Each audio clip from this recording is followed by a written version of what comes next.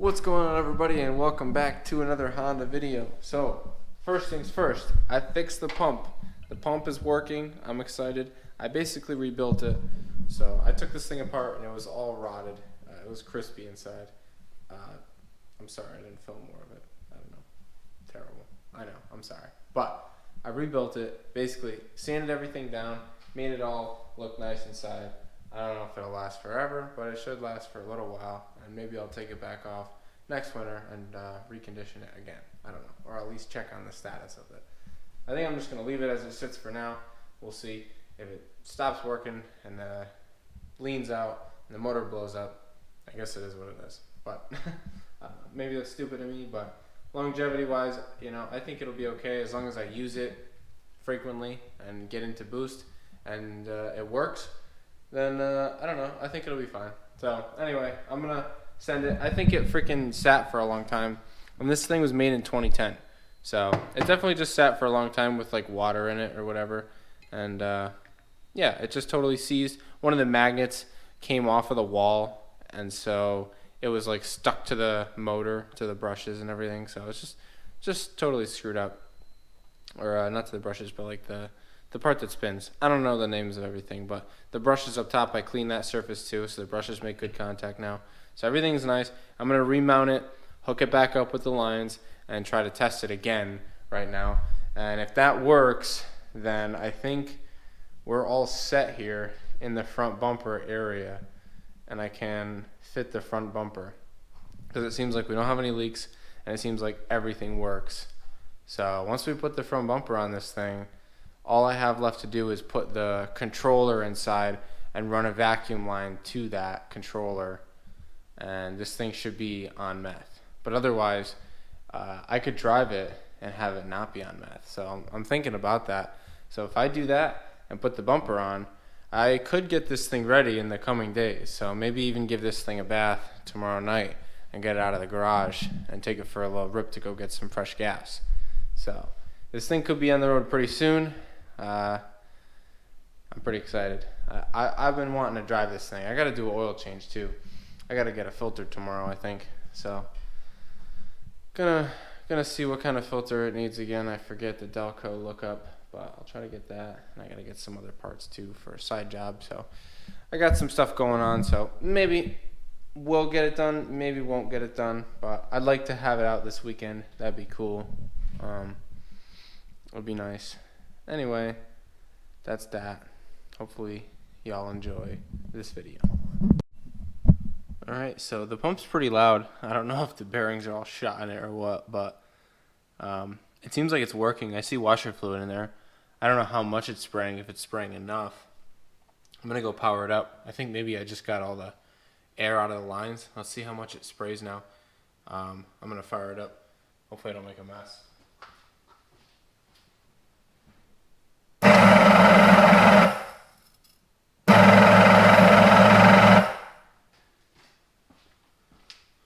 Oh, it looks like it's sprayed. Nice.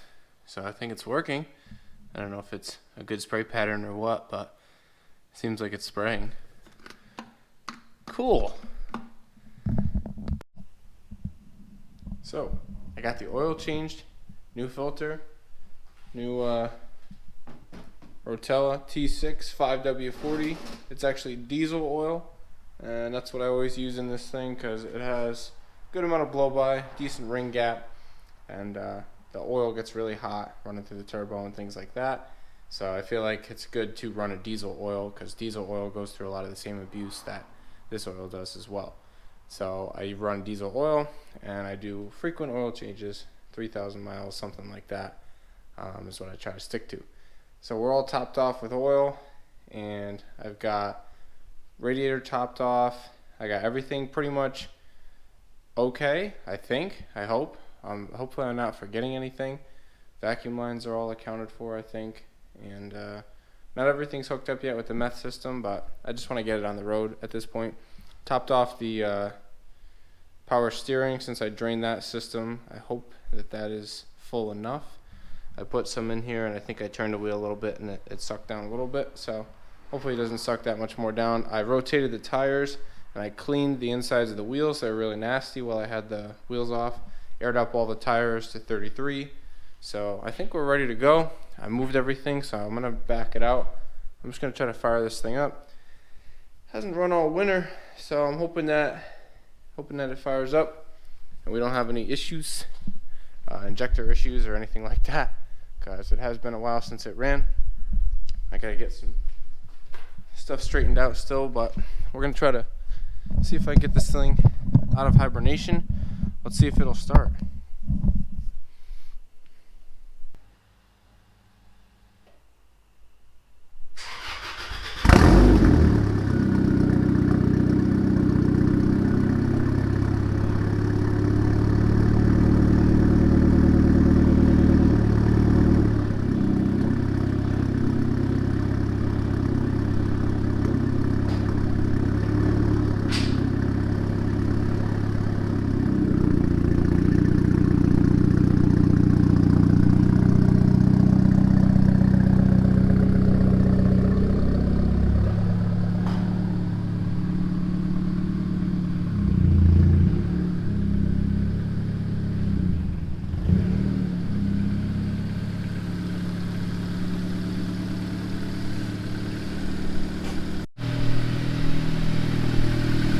So she's running good, guys.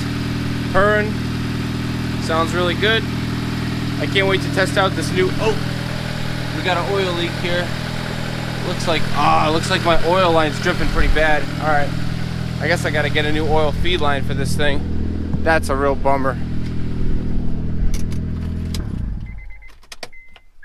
I don't think it's just loose either. I think it's busted. I'll have to take a look at that. Made a big mess. All right, hopefully I don't run the GoPro over. I'm gonna try to pull it back inside.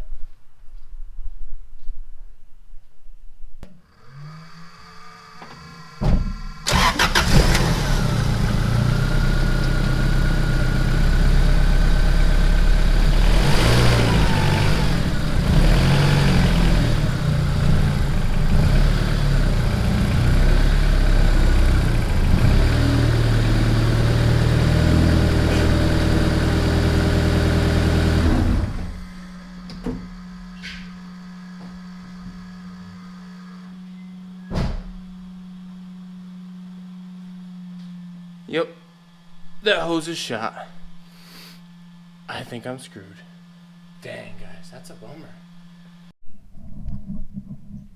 So I actually happened to I found another feed line that I bought for the Avalanche, and it came and it was all kinked. I don't know if you can see the kink right there, and also it's kinked right here because of the way it was packaged. So pretty beat up, and I was pretty upset, so I filed for return, and then I didn't return it like a bum. But now I'm kind of happy that I didn't, because now possibly I can fix the car. So just to get it out for right now, I'm gonna buy a new feed line and change it at some point, but this one's kind of kinked. But as long as it doesn't leak, I'll be happy. So I'm willing to try it just to get it out this weekend and take it for some rips. And so I'm going to go ahead and put this one on. I'll eliminate that fitting I have in the front, and I'll put it onto the sandwich plate back there, and go ahead and we can fire it back up and make sure it doesn't leak. So I got you guys here under the car. I took the sandwich plate off just so that I could access it easier. I can't screw it on without having the sandwich plate off. So it's just kind of hanging down here like this. I think there's a connector on there I could possibly unplug. Thinking about untaping that way I can get the sandwich plate off, get it nice and cranked down, and I know it'll be solid. Right now I'm kind of looking at my connections up high for my actual oil pressure switch and my gauge. It looks okay. It doesn't look like it's leaking to me, so I think I'm just going to leave it alone. I thought I might have been leaking, but I don't think so. I do see a little oil up there. That could be from the intake manifold possibly, or it almost looks like head gasket maybe. I don't know. This thing leaks like a sieve from like every orifice, and I've just accepted it. Everything loosens up. It's very, I don't know, it vibrates a lot. I think there's a lot of issues due to vibration, but I found the stud for the oil filter housing was kind of loose for that glow shift sandwich plate. So I'm like, okay, so that was loose. So that's probably why that was leaking a little bit. I think everything's just loose on it. If I tighten the oil pan bolts, it probably would be tighter. That's just like what you get for torquing a spec, I guess. This new axle looks like it's wearing through the boot already. That's terrible. And it's just because I'm so low. Looks like the boot's already starting to wear. It's not good. So really the only good way to get these on is to take off the sandwich plate. So I did have it off, put it in a vise, crank this thing down nice and tight. I'm glad I did it because it's going to make for a way better install. And then I'll go ahead and remount this down low and hook up my electrical and screw my oil filter back on. This is definitely the best way to do it. But this thing was definitely loose, so hopefully I'll crank that down. There was a couple of drips from back there, so maybe it'll clean up one of the oil leaks that I have. It's pouring pretty good right now, so I'll probably just start it up, see if it leaks once I'm done. If it doesn't leak, then I know I'm good to go. I'll probably take it out for gas in a little bit if the rain dies down, and then wash it tonight. But yeah, and it'll be back. I'm excited. I think this is gonna work. I kind of tried to straighten the kinks out with some pliers and stuff like that, and it seems like it's holding a bit better shape now. Maybe this line will be okay after all. Should last me, you know, another year or two or something like that. So that was unfortunate, but I'll definitely look into getting a better line for the future and having one in stock for the next time this shit breaks. But anyway, yeah, I'm gonna get back to work, put this thing back together, and we'll fire it up again. So, got the line changed. Let's fire this thing up, see if it leaks. That's our next step.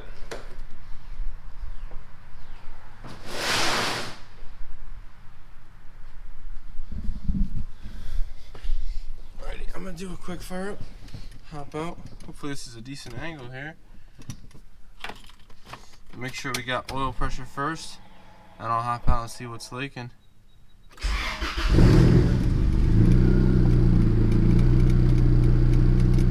Got oil pressure coming up on the gauge there.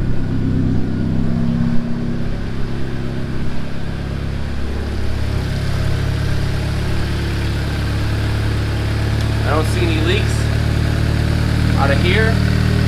Line looks good. Let's check underneath. I don't see any leaks yet. Seems like we're doing. So it's a couple days later. I got the car out of the garage. I've driven it a few times. I actually went to a car show.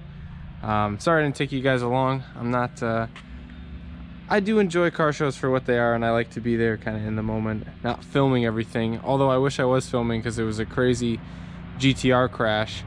If you guys I don't know if you guys are on all the socials, I'm sure you will have seen that GTR crash. It's going pretty viral, but I was there. That was pretty cool. Some things that I'm looking into doing, I kind of want to go around and we do a little touch up here and there, try to like just get some of the little imperfections that I am drawn to, and then do a tint in the back, have somebody tint it and put a molding on it, because that just bugs me beyond belief. So that's something that's got to get situated. It's just like little things that I can do to just, you know, bring the quality up a little bit more. But in reality, it looks really nice, and everybody thinks so too, and they don't hesitate to tell me, and I really appreciate it. Everybody's so cool when I bring this thing out, and they appreciate it, and it makes me so happy, because, you know, I put my heart and soul into this thing, and it's come a long way, and I'm just glad that other people appreciate it as much as I do, because this thing brings me a lot of happiness in the way that it drives, the way that it looks, and the way that it performs, and the reliability that I've gotten out of it. It's just awesome. So yeah, there's something to be said about doing things the right way, no matter what parts you use. I think if things are done the right way and you put the right precautions in place, you can have a really nice setup that doesn't break the bank, and looks good and is decently fast. So yeah, thanks for watching, guys, and stay tuned. Hopefully this season we get a lot of Honda content out here, you know, in the streets. Hopefully I can get somebody to film me driving this thing around, and yeah, enjoy. Thank you guys so much for all your support, and we're back at it. Thank you. Peace.